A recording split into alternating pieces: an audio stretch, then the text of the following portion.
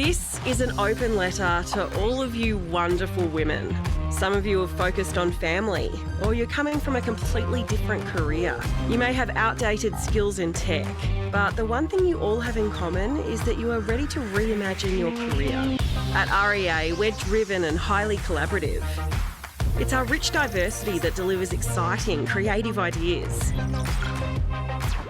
We're in hot pursuit of gender equality, doing our part to close the gender gap in tech.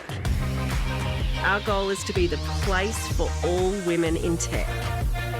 We value diversity of thought, and we are looking for people like you. We'd like to offer you a permanent role on our Springboard to Tech program, where you will be supported with on-the-job learning, training and mentorship from the best in our industry. And no stress, you don't need any professional tech experience. Our Springboarders have come from a multitude of backgrounds: chef, pharmacist, designer, women returning to tech, and the list will go on. We totally understand this is a big life change, so we're here to support you every step of the way. You can even talk to our Springboard alumni about their experience. You might not feel it now, and that's okay, but 7 months in, our Springboarders feel bold, brave, and have claimed their place as women in tech.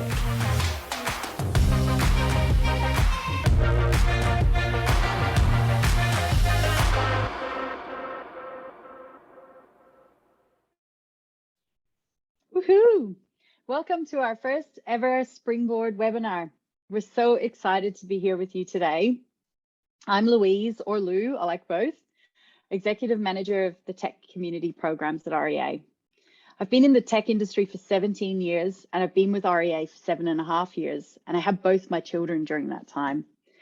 I moved into this position in 2018 after returning from parental leave with my first daughter, Darcy. This role brings together my passion for helping people and working in the tech industry. My team and I look after our Entry to Tech, Diversity in Tech, and School of Tech, which helps our people develop the skills required for them to thrive and our business to evolve and grow. I'd like to share that my pronouns are she, her. I would like to begin by acknowledging the traditional owners of the land on which I am meeting you from today, the Wurundjeri people of the Kulin Nation, and pay my respects to elders past, present, and emerging. We have a fantastic lineup of people for you to meet today. For some of you, Zoom has become a way of life, and maybe for others, this is new to you. Welcome to you all, and let me introduce you to two fabulous humans from our executive team who are also the sponsors of our Entry to Tech programs, this Springboard program and our graduate program. Tonight, we have Chris Venter, Chief Technology Officer, and Mary Limonis, Chief People Officer, who will be kicking off the session with why the program exists and how we're committed to leaning into all things required to close the gender gap and increase diversity in tech. Then we will chat with Molly, an ex-Springboarder, Gina, a current Springboarder, and Nikita, who has mentored women on the Springboard program since it started in 2018. And most importantly, we have time at the end for all of your Q&A. Now, we have a Q&A function already turned on, so please add your questions into the chat at any time. And we're also recording the session and uploading it onto our blog, so you can have a listen to the session again. Let's get into it and do some intros. Welcome, Mary and Chris. Hi, Lou. Hi, everyone. Hi, everyone. Tell us a bit about your roles at REA, a bit about your background. You go first, Mary. Thanks, Chris. I'll kick things off. I'm Mary Limonis. I'm the Chief People Officer for REA Group. I've been with the business now for a bit over 3.5 years, which has been a fantastic ride. You can look up all my deets on LinkedIn if you're so inclined, but prior to REA, I worked in the consumer goods space. And so for me, moving into REA has been a wonderful industry transition, as well as organisational transition, which we'll talk a little bit more about as we continue this conversation. Chris? Hi, everyone. Chris Venter here. I'm the Group CTO for REA, and I think I've been here 3.5, not years, but months. So I'm very new to REA myself, but prior to that was in the financial services industry for a while, and then consulting and a whole lot of other things my background, engineering, computer science, and a bit of a self-confessed nerd, but love being in the tech industry. Thanks, Mary and Chris. Chris is my manager and he's been a massive supporter of this program since he joined. Thank you, Chris, for all your support. And Mary was actually a mentor of mine when I first came back after having my first child. So yeah, it's been an awesome journey. Thank you. So Chris, why is the Springboard program so important to not only just REA, but our whole tech industry? Yeah, thanks, Lou. I think if you just look at the data, right, according to, I think, the most recent Australian Computer Science Society survey, women still only make up 29% of the technology workforce in Australia. And if you go by Australia's current trajectory, it's going to take about 66 years for the industry to reach gender parity. And some of you may know something called Stack Overflow. It's a place where engineers go in to ask questions, answers, share ideas. They do a survey every year. This year they had 80,000 respondents and 95.78% of those were male. So it just gives you a sort of sense into the problem space that we're facing. And as a successful tech business, REA recognises both the opportunity and the responsibility to reduce barriers for women transitioning into the tech industry. And with stats like 66 years to close the gap, we just can't sit back as an organisation. We have to take action and we want to be part of the change. And it's one of the reasons REA also joined the newly announced Tech Council of Australia. And their goal is to create 1 million tech jobs by 2025. It's a really noble cause and we're right behind that. And the one thing I would like to call out is that increasing the number of women in tech is not about excluding men. Both men and women need to stand, side by side and kind of forge this path for a more diverse gender representation. And we've got the Springboard program because we need a diverse experience. We need diverse backgrounds and perspectives that women bring to technology teams. And it's not just the right thing to do. We also know it's the smart thing to do. We see all aspects of diversity as a strategic asset to our business, something we're just continually working on increasing. And with more diverse voices in the room, we get the benefit of different perspectives on our customer needs. We get increased creativity and ideas on product improvements, as well as disruptive thinking, to challenge each other and think differently. And if we want to serve our customers and consumers better and communicate in ways that resonate with them, we need to know that we've got to build a workforce that is reflective of how diverse our customers and consumers are. So we need people with a broad range of ideas, styles, experiences, and lifestyle that you need to empower them to have a seat at the table.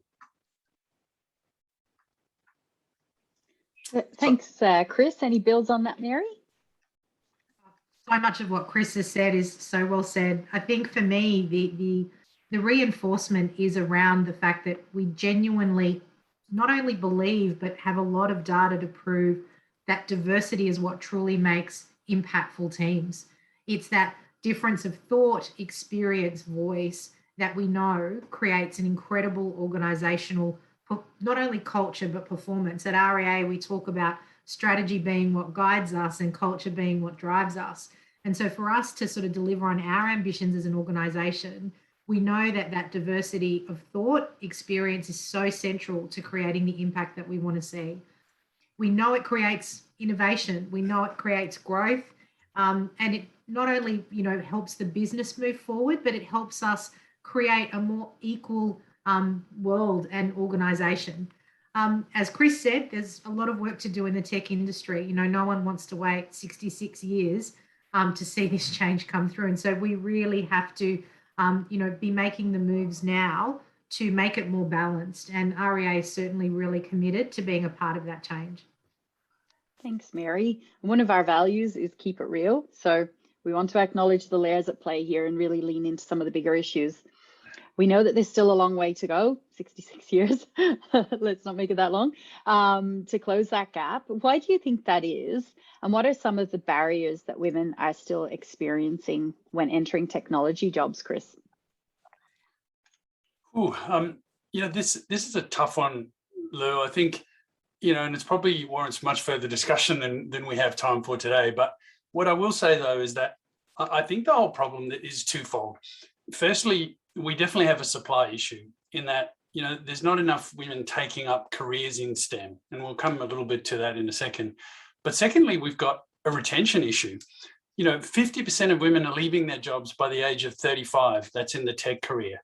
And what we're also seeing is, you know, through the statistics, that women are leaving their jobs at a rate of about 45% higher than men. So there's definitely, you know, some kind of retention problem. Now, this Springboard is obviously not leaning into that problem, and we've got separate things, you know, going on in our area around that. But there are many significant barriers that discourage women from having successful STEM careers. And some of these begin, you know, in childhood and continue throughout adulthood. And we know that there's gender stereotypes, there's unconscious bias that's just embedded in the world that we live in. And I also think it's important to acknowledge that there is this implicit bias against women in STEM, and it does exist. And we need to consciously think about, you know, how decisions or actions can, you know, unfairly disadvantage women. How can we change our actions? How can we, you know, check ourselves in the moment? These are questions we ask ourselves all the time. And, you know, small actions can lead to incremental change. And it's, you know, it's just something we all need to do together. That's so true, Chris. An ad for me would be to call out imposter syndrome, which is certainly not the sole domain of females. I think, you know, we talk about this in all its forms and across all genders. But it is a challenge in the context of, you know, this conversation. People struggle to imagine themselves belonging to the tech community. Potentially you're not part of it. How can I be a part of it? Or even when you're in the community, you know, experiencing that sense of self-doubt. You know, I know for me, coming from a consumer goods industry where I'd worked for my entire career up until the point I joined REA Group, and coming into a digital context, I certainly had my moments. But equally, it was great to be able to see where I could not only learn, but equally add my diverse point of view to help lift the waterline as well. And that's, I think, the real essence of the Springboard program and the experience that we're trying to drive. We know it's not easy stepping into a new career and industry. And from our perspective, you know, we really want to set people up for success so that you can, you know, thrive in your career. And that's why from the way that we've set up Springboard, we really have a big focus on mentorship and support. And so for anyone that's thinking, you know, of this program, I can assure you that we will be there every step of the way to help you navigate those first 12 months and beyond. Thanks, Chris and Mary. And one of the questions that's come through is around how REA combats unconscious bias against women. And this program is one of a suite of things that we're doing as part of our Women in Tech program. So yeah, so coming into REA, there's lots of ways that we're supporting women in the workplace, not only for this program, but in general. So we appreciate that the people on this call who are looking to maybe take this change and jump in and apply. So they're making two big decisions, a big career transition, and then choosing a company to build their career with. So I choose REA, Mary, and how would you describe our culture? It's a special place. And, you know, I speak as the Chief People Officer, and I do want to speak with a level of authenticity, which you hope is true of who we are at REA. It's not perfect. No place is. But I think what does make us stand out is our humanistic and, you know, self-actualizing orientation is just so core to who we are. It's great to get external recognition like Great Place to Work, and you can all see what we're about on those sorts of forums. But really for us, people are at the heart of all of our decisions. And so with that context in mind, we're constantly thinking about ways to create a supportive, inclusive environment. How can people really be able to deliver for their full potential, and not in spite, you know, of their, you know, diverse backgrounds, but because of their diverse backgrounds and the perspectives that they bring. It comes not only from the way we treat each other, but embedding processes, policies, systems, practices, the ways we work that encourage that diversity and allow for that acknowledgement. We have flexi time, part-time. We understand that work preferences are different. Hybrid work has changed the game. And I'm really proud of the fact that we were one of the first companies in our industry to go out there with a very clear position on what we were doing in this space. We want to make sure that we think about all of you. We understand that what you bring to work is, it's not, you don't sort of start the workday as a different individual. We probably spend more time at work if you took sleep out of the equation that we do anywhere else. And so we really want to make sure that we make that a really, really fulfilling experience. And, one of the other things I would share, and we've got the engagement feedback to back it up, is that we get a lot of reinforcement about the fact that we are a very psychologically safe place to work. And I think when it comes to embracing diversity, creating great learning environments, that's just such an important part of the experience. We have active conversations about not just talking about the wins, but talking about the learnings and potentially the things that haven't worked well. And so we understand that making mistakes is all part of that learning process. You'll see that learning and curiosity is really embedded in our culture and the way that we operate. And I truly believe that everyone has something to learn and that everyone has something to teach. As I asked a coach of mine once, when does the journey end? And she said, Mary, when you die. So it's actually just a constant learning journey. And, I think that's something that we really do embrace at REA.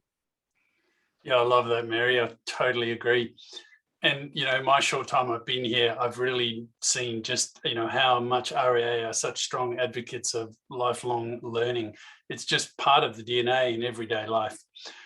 And if you're wanting to, enter a tech career, obviously you need to be passionate and you've got to be energized to learn and constantly learn, right? The one thing, things change constantly. And actually that's the wonderful part of working in a technology career is things do move so quickly. They're continually shifting. So you're never bored. You're always learning something new all the time. And it's just so interesting. But I understand, if you're here today, if you've previously worked in tech and you might be feeling a little bit overwhelmed. I get it, right? You can feel overwhelmed sometimes if you have a 3-month break, let alone a 3-year break or a 6-year break or whatever that may be. And the tech world, as I said, it's constantly changing. The changes pace is so rapid, but I want to reinforce that anything is learnable, right?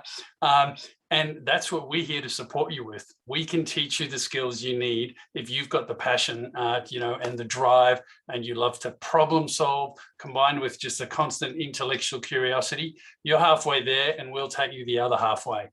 The other final comment about, why choose REA if you are thinking about this is, I just look at the executive leadership team I walked in on. 60% of the executive leadership team that run the whole of REA globally are female.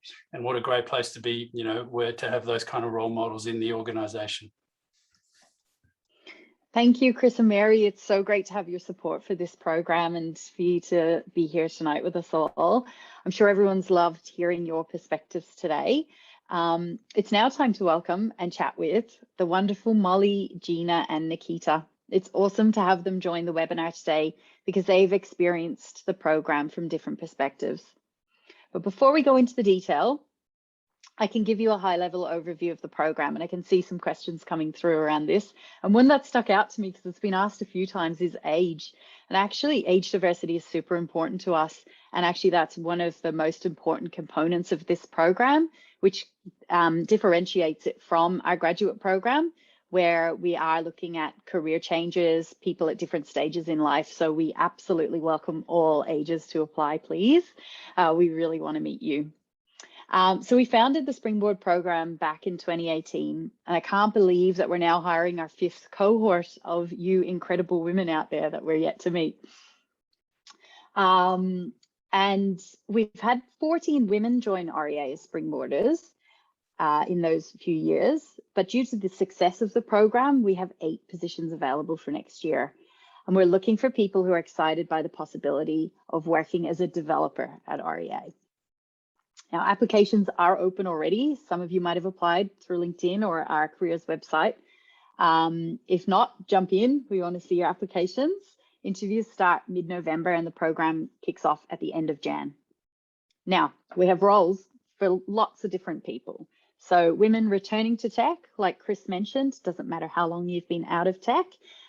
We do have a minimum amount of time though, because typically if you've been out of the industry for about a year. Women who are fresh to tech, so have no study behind them yet, or have not worked in tech, so completely fresh. And women who have actually made an investment in studies already. So there's lots and lots of courses out there now. I'm just going to rattle off a few because some of you might connect with it. Academy XI, General Assembly, Coder Academy, Lewagon, Inco, a multitude of university short courses. So there's actually lots of ways to get a foundation in tech in 2021. Successful candidates will be hired as permanent REA employees.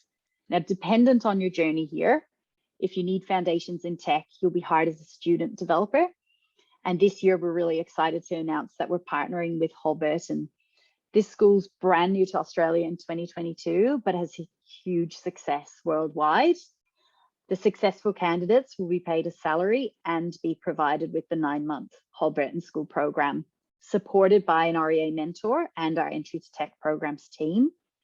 There will be opportunities to meet and socialize with other Springboarders throughout the study time, and then join REA as an associate developer when you finish studying.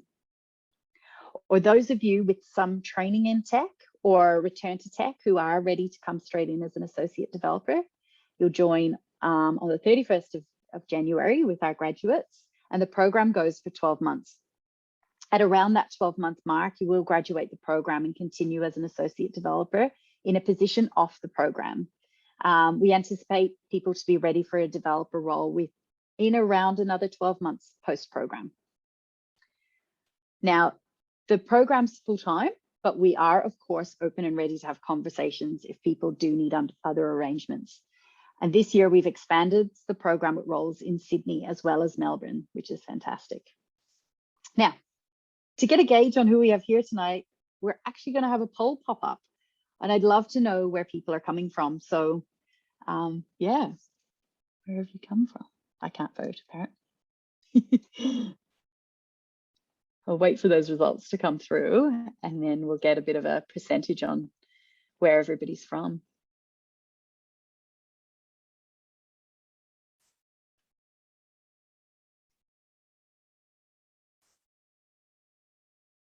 It's like the anticipation. We need I know. some background music, Lou. I didn't practice this bit. Dun, dun, dun, dun.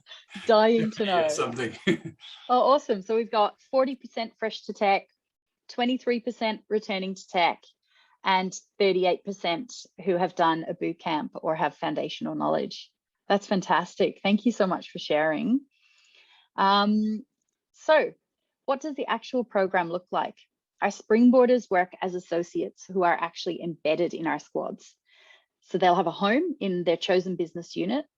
So what we plan to do is actually work with people on what their backgrounds are like, because at REA, it's like businesses within a business. So for example, if you were working with agents, you'd be in our customer area of the business. If you were working on the consumer website, you'd be in the consumer area of the business. But you might rotate through different squads within that area of the business to learn different tech stacks and how different teams operate.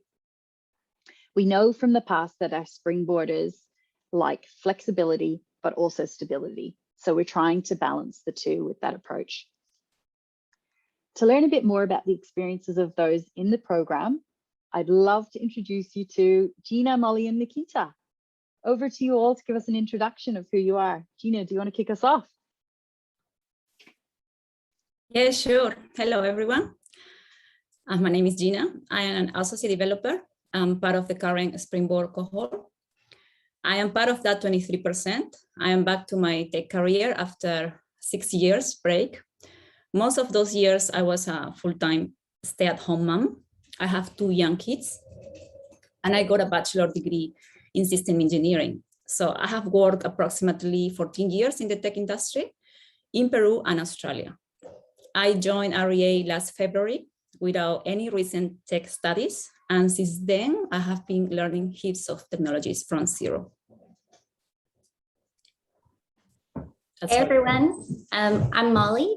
I'm a developer. I joined REA as part of the February 2020 Springboard intake, and I finished early this year. I'm originally from Southern California. I've moved to Australia about 8 years ago, and I decided to leave my marketing career and dive headfirst into programming. So I enrolled full-time into Coder Academy's full stack bootcamp here in Melbourne back in 2019.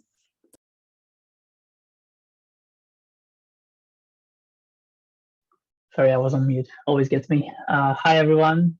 Thanks for joining. I'm Nikita, or just Nick. I'm a tech lead in REA. I joined in about 2017. And I started my career about 10 years ago as a solo developer in a small startup. In such environment, it was quite a struggle to learn and upskill, but it also defined my view on knowledge sharing and helping others on their professional path. So when I found out about REA's Springboard to Tech program, I was super keen to join as a mentor. Thanks, Molly. You've been, sorry, Nikita, you've been with us all the way. Actually, Nikita, Molly, and Gina, you can just leave your cameras on now if you like. You can just stay on screen the whole time. So before we go into the program experience, how would you describe the tech experience at REA, and what one word would you use? And can you explain that a little bit too? Yeah, Molly.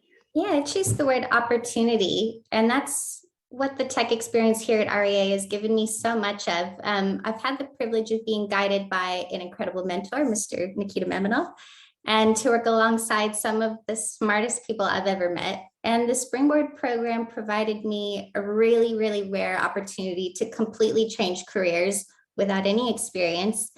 And I was getting paid to learn a particular skill set of my choice on the job. So it doesn't really get better than that.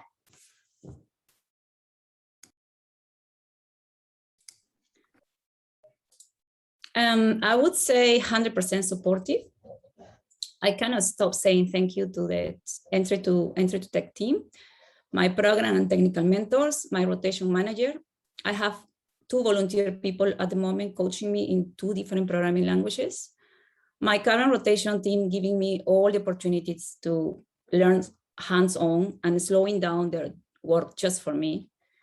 Also, REA is giving me all the resources to learn on my own. Some tools I'm really interested in, such as AWS and Python.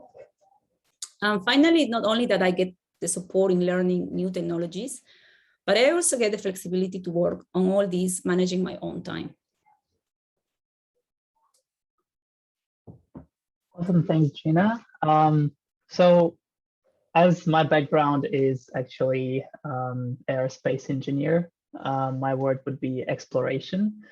And, you know, REA is not a small company, and our user-facing products are just the tip of the iceberg.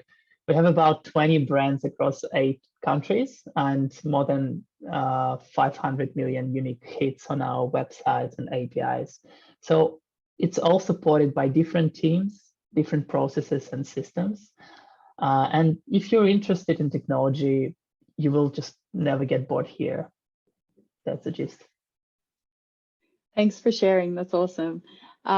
Gina, currently on the program, I know people want to understand what a springboarder does. So what does a typical day look like for you?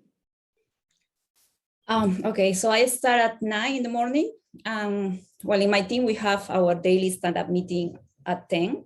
So from 9 to 10, I can choose to either continue working on something pending from the day before or doing my own self-learning. Then after 10:30, I pair with 1 or 2 other members of my team. So we work together on something, or sometimes I could also be working on my own. But that will be completely up to me if I feel confident to make some progress by myself, if there is no one else anyone else available to pair with at that time. To start working on a new piece of work, we usually need to have kickoff sessions with the whole team, which can happen anytime, but we have usually this during the mornings. Then 12 to 1 is lunch. Between 1 to 5, we do more pairing and sometimes we have knowledge sharing sessions, but we do take breaks in between. And there are times when I finish a task and I don't want to commence another one because I prefer to do self-learning.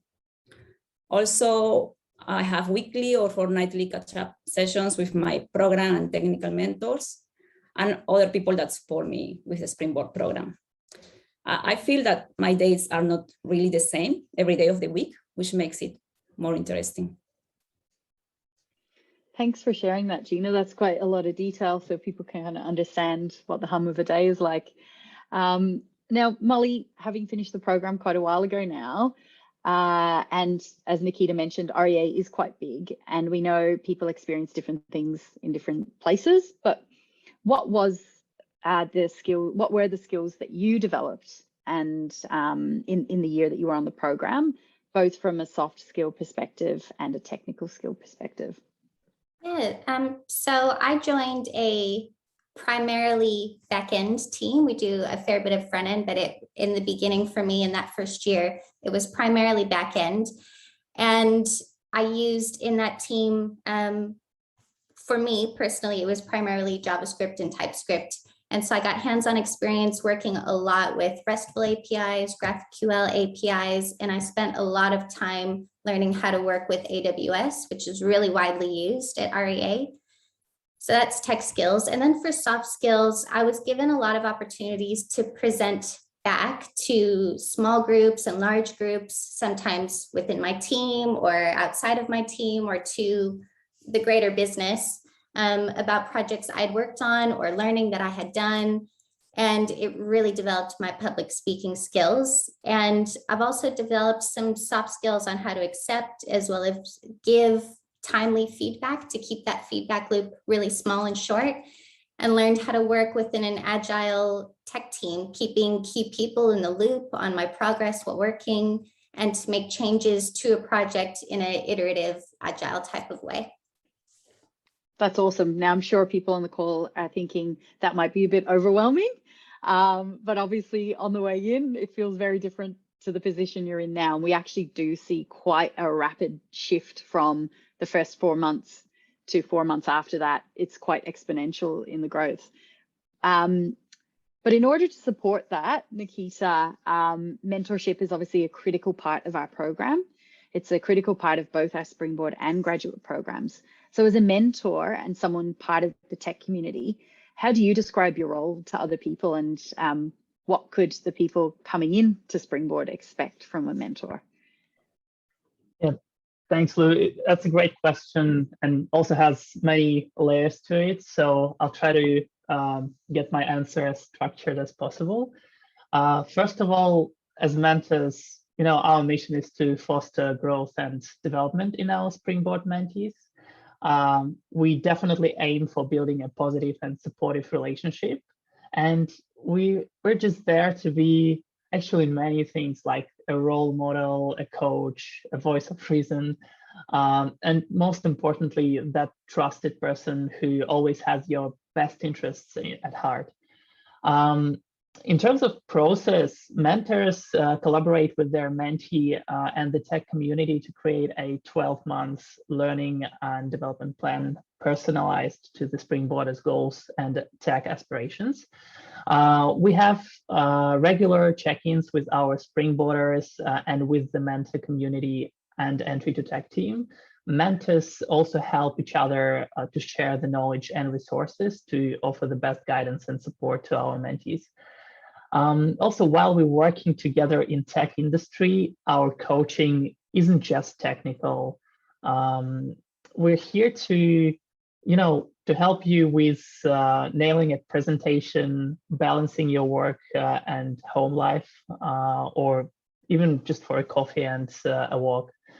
Also, when someone asks me about my mentor experience, I always like to emphasize that it actually works both ways. So being in the industry for many years, we tend to assume things just work without going into details of why and how.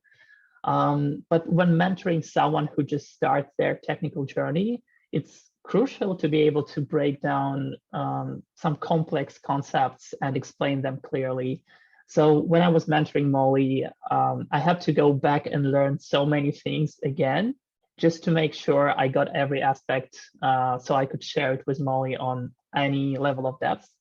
And this really highlights the collaboration part. So like we're in this together.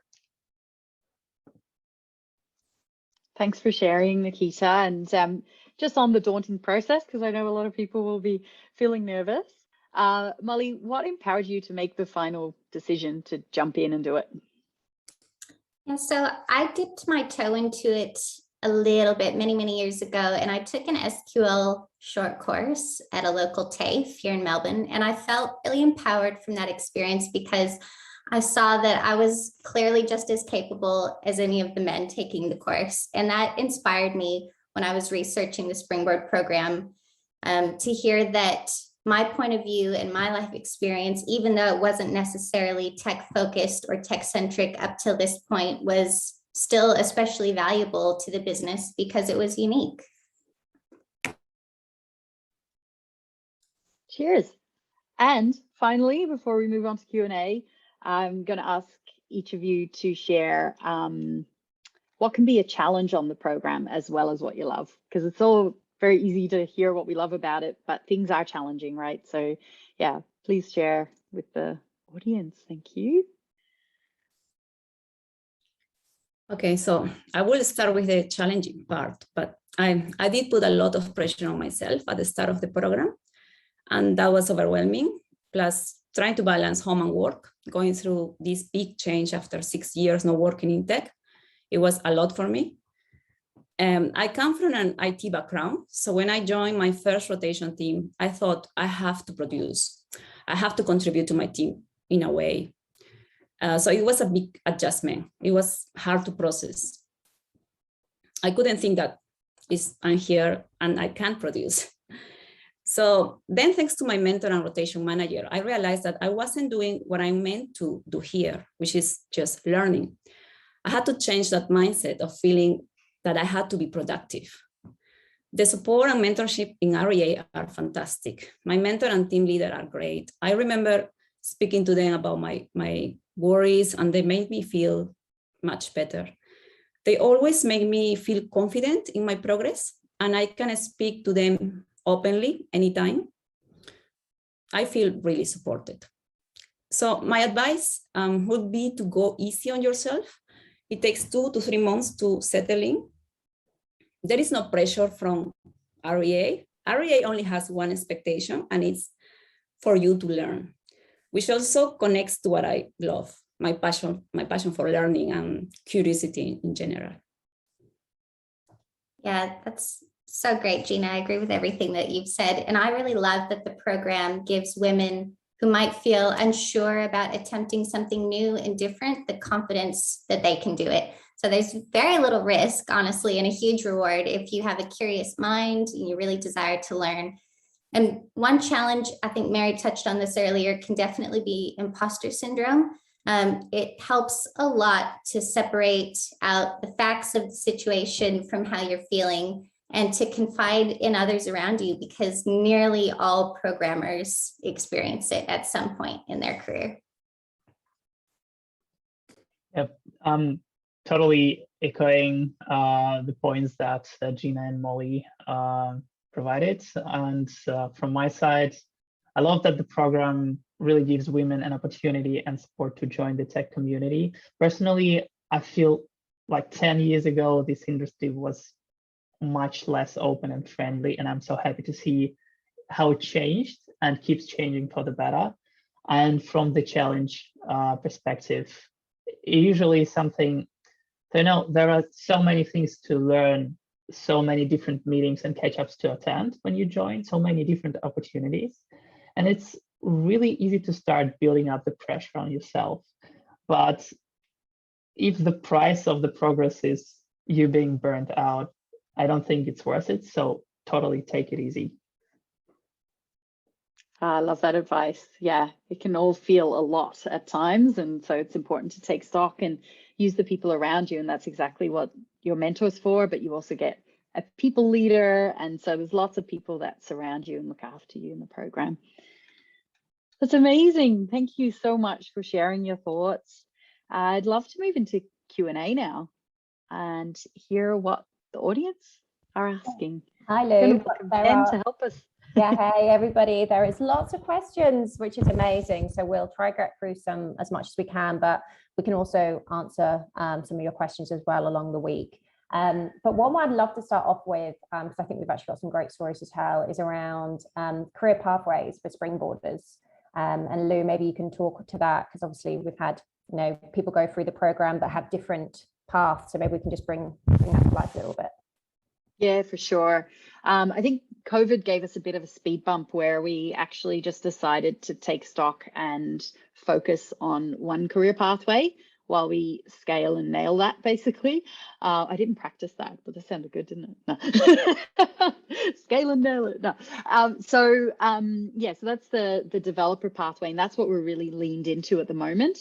But in the past, we've had someone go on an analyst pathway, and now they're a delivery lead. That person came with a really interesting background. I think you might have read Rachel's story on our blog. If you haven't, go and check it out. Rachel's awesome, and took a slightly different journey. We are looking to expand again into different functions within tech, but that's something for financial year 2023. So we're really focused on expanding this program, expanding it into the whole Burton School and providing that training. But really, we view anybody coming into tech needs to do a role within tech to be successful in leading a team, for example. So sometimes people would think, oh, I can springboard to tech and I can be a delivery lead, which are like our team leads in / project managers. But really, you need to not stress yourself out by actually doing a role in the team to really understand how it hums to then be able to lead a team, for example. So we really look at the best places to start being in development, because there's lots of developers, there's lots of support, or in analysis. And we're just looking at ways where we can rebuild that analysis program.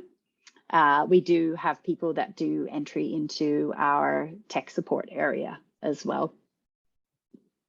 Awesome. And maybe this one can kind of go to the broader group and see who wants to answer, maybe Mary or Chris, but there's been a few questions that have popped up around people, how can they be selected in the criteria if they haven't got tech experience? So when they go through that recruitment process, what is that criteria for making someone successful if they haven't had the tech experience before? And as we've highlighted, we've got, roles open for people with no experience returning to, or done basic through some kind of boot camps.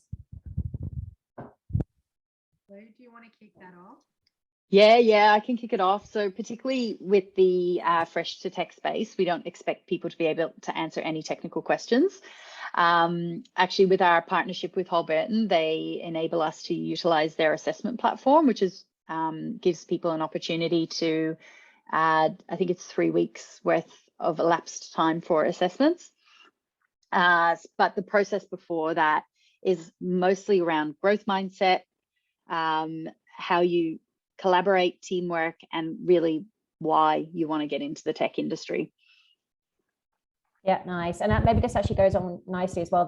Maybe this is one for Gina and Molly. It says, why do you guys think you were successful? So what do you think makes a successful candidate for Springboarders? Maybe you can kind of talk through your own experience, or what you feel, what skills you could bring from your past that enabled you to kind of thrive in the Springboard program and in tech.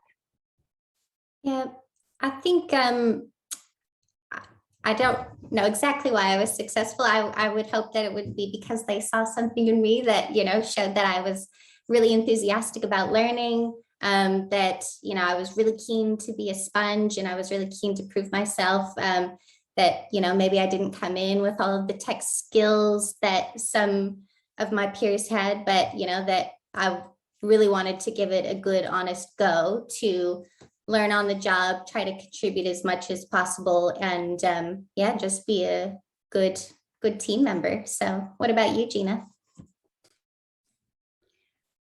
Well, I have experience. I thought when I joined REA, my previous experience will be useful. To be honest, it's like I'm starting from scratch, because all the technologies I used to work in the past, we don't use at all in REA. I used to work with all technologies. But so as I said at the beginning, it was a bit stressful for me, but the support from REA is amazing. So I'm not sure if I'm successful now. It's just, I can see the progress on me, and it's definitely thanks to everyone in REA who is still supporting me. And I feel like, to be honest, I had never worked in a company with the values and the culture of REA. So I feel happy. I feel I'm learning what I want to learn.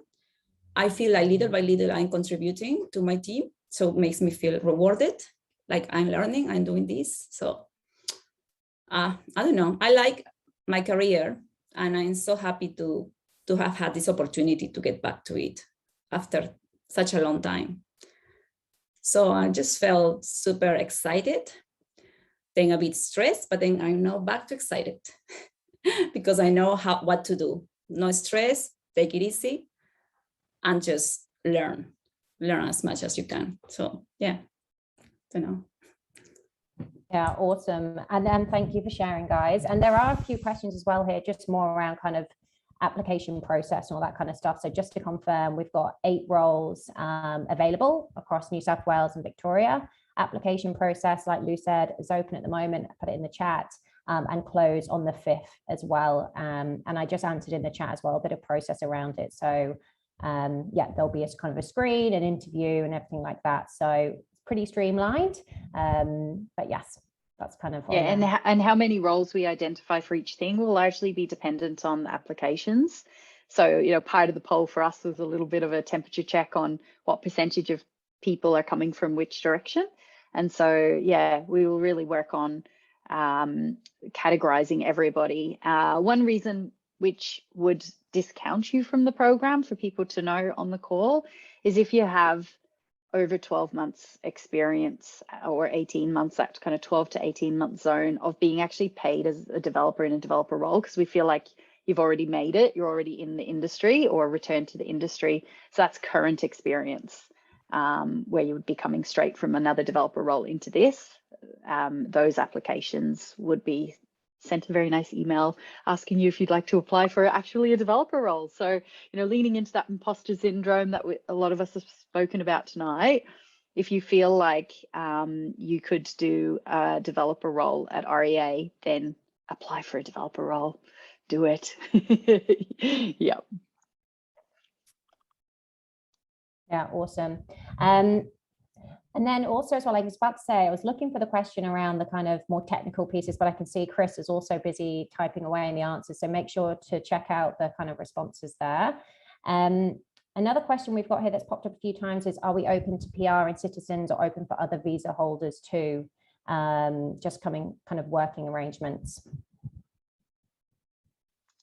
Yes is the short answer. The long answer is there are some conditions around visas where we can't sponsor visas, but we can help with paperwork and things like that if you're applying for visas. Mary, I don't know if there's other answers to that. Not much more I can add technically, Lou. Yeah, cool. Thank you. Just want to make sure I got that right. And there is actually have a few questions around kind of the program itself. So it is a paid program. So like we said before, it's a 12-month paid program. And when it does come to kind of, there's some questions around salary expectations. Yes, we confidently say it's above kind of average of the industry is paying for an associate developer, but we can kind of provide guidance on what that range looks like when invited to the interview round as well. So yeah, it is paid. And it's all about kind of learning and development and setting you up for the next step as well. I'm just conscious of time, so maybe just do one more question and then we can wrap up. So there's one more here around, will there be programs for next year? So Lou, I don't know if you want to just talk about kind of being an annual intake, and it's. Yeah, at the moment it's an annual intake, but as lots of businesses, we have planning cycles and we are looking at what FY23 looks like. So watch this space. Yeah. And sorry, I just want to do one more question because there's a few that's come around. It's all about kind of face-to-face or kind of in person. Obviously, COVID kind of changed the way the program was set up this year, and we've obviously done a lot more remote learning and remote working. But what does kind of, post-COVID look like? Yeah, so just in terms of, so obviously if somebody's regional or elsewhere, we have a discussion, please apply and we'll discuss your individual circumstances. In terms of hybrid working, it's really up to the squad that you join, so the team that you join. Some teams might get together 2 or 3 times a week and have set days where they come into the office in the hybrid world in the future. Some teams might just get together one day of the week. Personally, I've got 2 different teams that I'm a part of. So Thursdays with one of my teams, Mondays with the other team. And I'm going to do every second Wednesday, for example, as well in the office. So people can come into the office more than just their team agreement, for example. So it's quite flexible. Awesome. Thanks, Lou. I don't know if you want to wrap us up, because I know we've got a... Jennifer, a few of us said we're happy to stay and answer more questions. If there are, if people want to stay later and use their evening, we're happy to give up our time. So no, that is commitment. Love that. Yeah, cool. All good. Do you want me to go through a few more questions then? Yeah, just go for it. Awesome. Sure thing. Okay. So we've got here, I have a Master of Analytics. I'm working in the marketing field, want to get back to tech. Oh, there we go. Same question. I don't have PR, so we've talked about that. We're open for a conversation. Would a successful candidate be promoted to associated developer after the program? How long would the training program normally take? So that kind of step from Springboarder to the integration into the business, what does that look like? Yeah, so we do 3 monthly check-ins. So Ingrid, who runs the programs with me, she actually takes the lead on all of the day-to-day runnings of the program. Ingrid's amazing. Her and I have check-ins every 3 months with everybody. And that's designed to get feedback from their people leaders and their mentors on how they're going, and then sit down and have a one-on-one with each individual, give them feedback on how they're going to help combat that imposter syndrome, but to help people understand how long a piece of string is and where they are in their journey. And we found that that works really nicely. In any organization, a normal performance cycle is every 6 months. And we feel like that's not enough at this point in people's careers and on a 12-month program. So there'll be no surprises along the way. We typically find once we get to the 6-month mark, people are starting to think about that next role and where they'll land afterwards. So right now, actually, for this year's group, we're already planning behind the scenes, and we're about to talk to them about that process next week. So they'll all know before Christmas which area of the business they're going to land in, what role type. So whether front-end development, I saw some questions in there, so some around what type of tech. So we've got mobile roles, we've got front-end roles, back-end roles, data-focused roles, and full-stack roles. So there's lots and lots of different things you can do at REA. Yeah, very awesome. Exciting. But you roll into another role. That's all organized by the Entry to Tech team. Like, we look after all that with you. Yeah, and one of the questions here as well, I suppose, setting people up for success coming into the program. Someone's just kind of asked around, what's the best way to set themselves up, from what kind of boot camps or short courses? Are there any courses that the team on this call can recommend? How can people kind of start that journey, or see if it's up for them or anything like that? Yeah, I can only speak to my experience. I think I'm the only one here who's done a boot camp, but I did Coder Academy's boot camp back when things were in person. So it was a 6-month full-time boot camp. I think it started in August, finished in February. It was accredited, so I earned a diploma of information technology. I think it's the only accredited one, as far as I know. I could be wrong. But would totally recommend Coder Academy. And I've also heard really great things specifically about Lewagon, which I think is a 9-week program. So there's a few out there, and they're all pretty good. I don't think you can go wrong. Yeah, and our previous internal springboards that came from our internal REA business into the Springboard program, they went on General Assembly in the past, and we've had success with that too. In terms of just, if you can't invest, right, in a full boot camp, for example, it's quite intensive. It's a lot of time and it's a significant amount of money. A lot of people start in the front end space, HTML, CSS, and they build from that side of things. Nikita, do you have any recommendations on places to start for people other than that? I think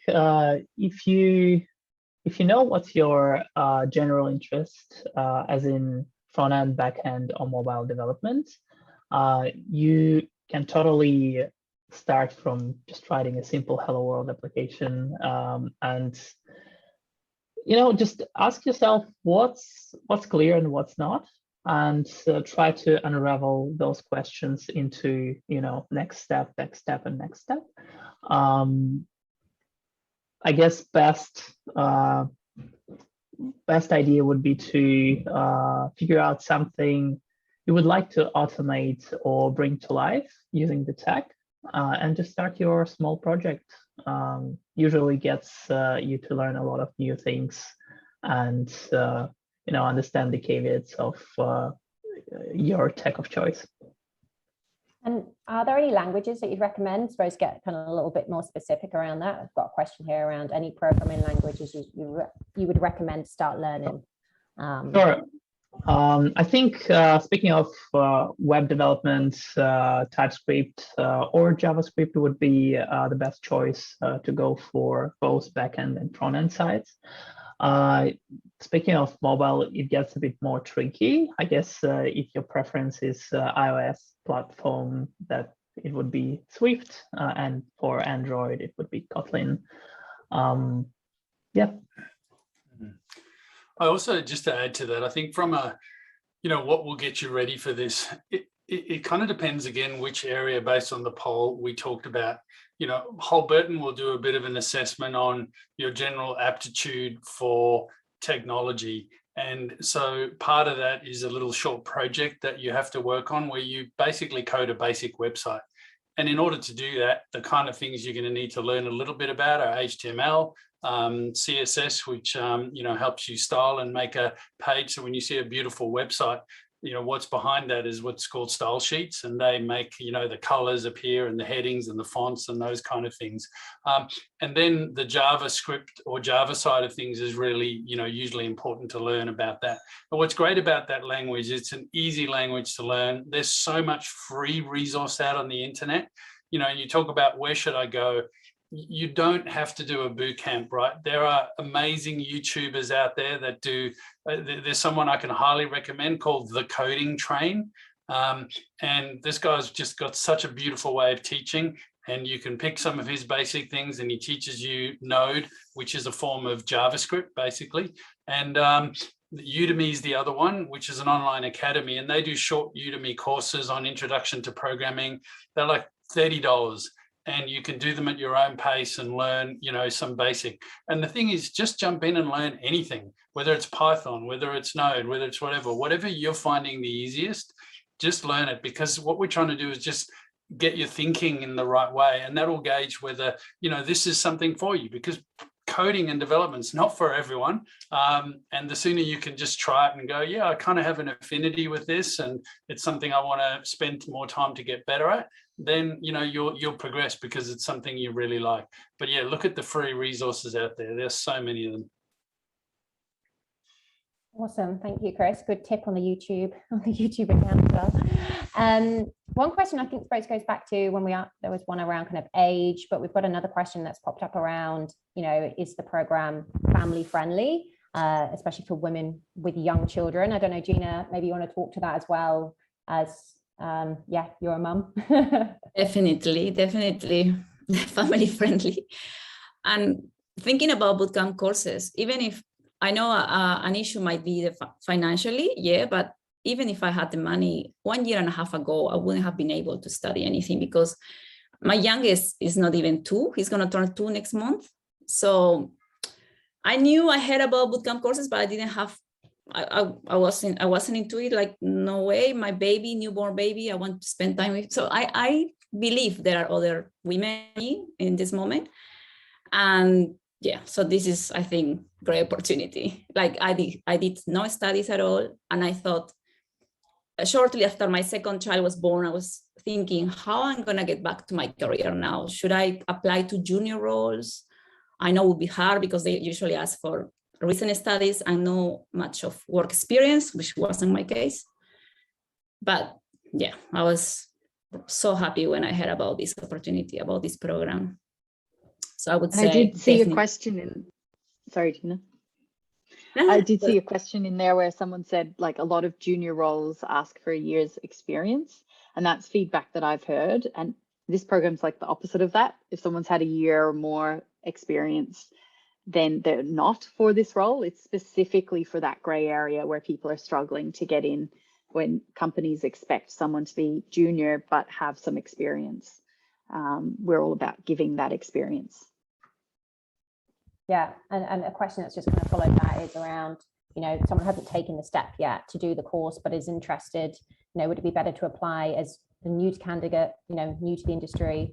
I suppose when it comes to the application process, you don't have to define where you are in your journey. It's just more kind of putting your application through. Yeah, yeah, we're categorizing and working out what category people fit in based on what we see. Yeah. So we're also learning. We're learning from your applications. Yeah, awesome. And we do have a few kind of questions still around kind of the application process. I don't know, Lou, if you just want to talk through kind of that high level in kind of key stages.